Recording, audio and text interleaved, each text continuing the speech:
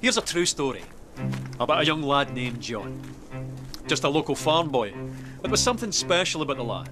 A glint in his eye, a fire in his belly, a spring in his step. And one day, he went for a walk. Now this walk began when his father died. The year was 1819, and he was just 14 years old.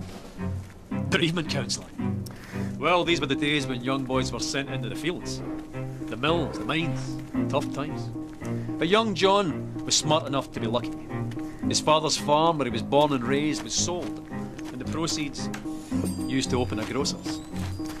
Big responsibility for the wee lad.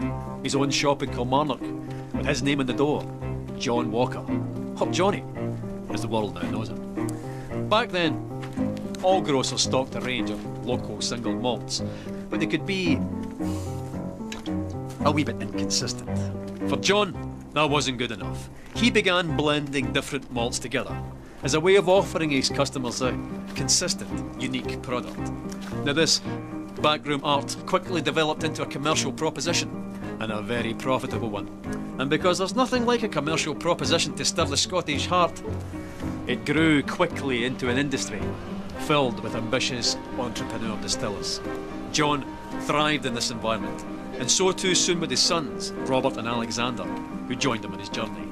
The Walkers became the biggest name in a rapidly growing industry. They were unstoppable. In one bold bit of 19th century corporate raiding, they bought the famed distillery at Cardew, lock, stock and ensuring their supply of this silky single malt, and guaranteeing, more importantly, that none of the other big blenders could get their hands on it. But young Alexander wasn't content with being Scotland's biggest blender. Not ambitious enough for him, no. He convinced the ship's captains of Glasgow to act as agents for him, and drove the whisky bearing his father's name across the globe. By 1860, he had developed the square bottle. Now, with a label at an angle of precisely 24 degrees.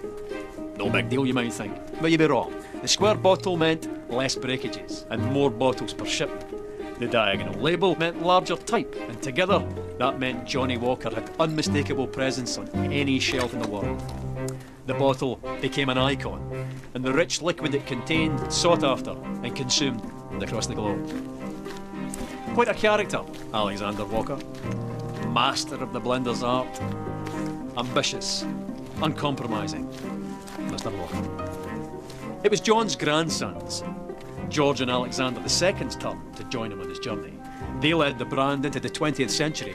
By 1909, they had developed the iconic red label and black label, and persuaded Tom Brown, the best young illustrator of the day, to sketch a striding man in a napkin during a business lunch. In the stroke of a pen, the Victorian grocer was transformed into an Edwardian dandy. By 1920, Johnny's walk had taken him through 120 countries, and he continued walking through the brand's advertising over the next 50 years, into the fabric of global culture, deep into the dark hearts of several wars, to the pleasure palaces of the aristocracy, immortalised by screen legends, celebrated by filmmakers, singers, songwriters, novelists, shoulder to shoulder with the great sportsmen of the age. Winning countless international awards for quality, and even being awarded the Royal Warrant by King George V. No going back after that. Not that going back would even have occurred to Johnny, or any of his family. By the end of the 20th century, the familiar red label and black label were joined by the green label, the gold label, and the grandest of them all, Johnny Walker Blue Label.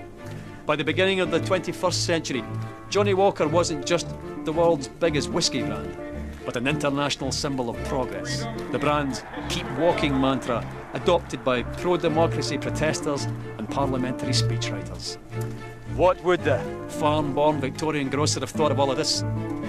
He'd have loved it. A Victorian farm-born grocer he might have been, but he and the family that followed him were possessed by a fiery ambition with the skill and intelligence to match. 200 years later, and Johnny Walker's still walking, and he's not showing any signs of stopping.